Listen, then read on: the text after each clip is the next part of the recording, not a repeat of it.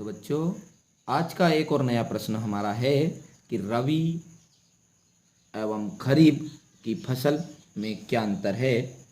जो रबी की फसल है और खरीफ की फसल है उन दोनों में क्या अंतर है। तो बच्चों देखते हैं, बड़ा ही सिंपल भाषा में आसान शब्दों में ही ये अंतर आपको याद हो जाएगा। देखिए पूरे ध्यान के साथ आप देखिएगा वीडियो को, अपने आप आपको समझ में आ जाएगा। देखिए बच्चों, रबी की फसल किन फसलों को बोलते हैं। अब रबी की फसल किन फसलों को बोलेंगे कि जो शरद ऋतु के आगमन पे बोई जाती है, अर्थात ठंड में बोई जाती है। और खरीफ की फसल उन फसलों को बोलेंगे जो वर्षा ऋतु के आगमन पर बोई जाती है। बस एक ही वर्ड को आपको पकड़ लेना है कि जो रबी की फसल है वो शरद ऋतु के आगमन पर बोई जाती है, और शरद ऋतु बोलते हैं ठंड को। और खरीफ की फसल वर्षा ऋतु के आगमन पर बोई जाती है।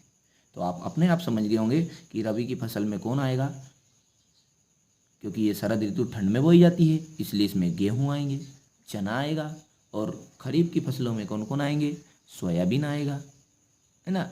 तो याद रखने का बेस्ट तरीका ये है कि अब भूल जाए कि कौन सा सोयाबीन किधर है इधर कौन है, तो आप याद रखना नाम रबी छोटा नाम है और गेहूँ ये भी छोटा नाम है। खरीफ बड़ा है थोड़ा, रबी से तो बड़ा है खरीफ। और सोयाबीन, सोयाबीन भी बड़ा नाम है और खरीफ भी बड़ा नाम है। रबी छोटा नाम, गेहूँ भी छोटा। इसलिए तो मैंने जस्ट आपको याद रखने के लिए बताया था कि यदि भूल जाए आप तो इस प्रकार याद रख सकते हैं कि रबी में गेहूँ आएगा और खरीफ में सोयाबीन आएगा। बस आप अपने आप कर देंगे। देखिए तब प्रश्न का अंतर आप सेट करिए कि रबी की फसल शरद ऋतु के आगमन पर बोई जाती है और खरीफ की फसल वर्षा ऋतु के आगमन पर बोई जाती है।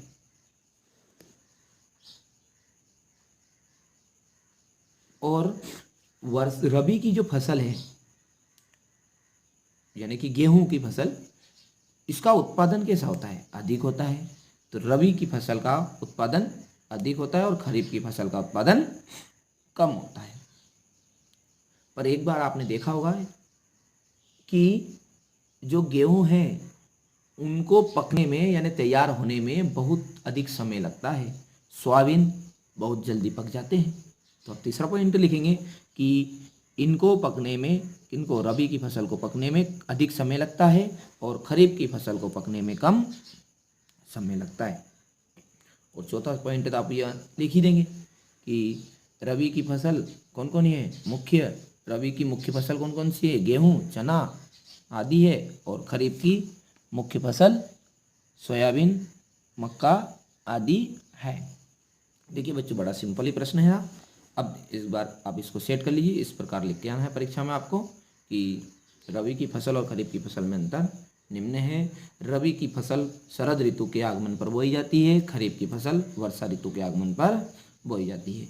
इसका उत्पादन अधिक होता है, इसका उत्पादन कम होता है। इसको पकने में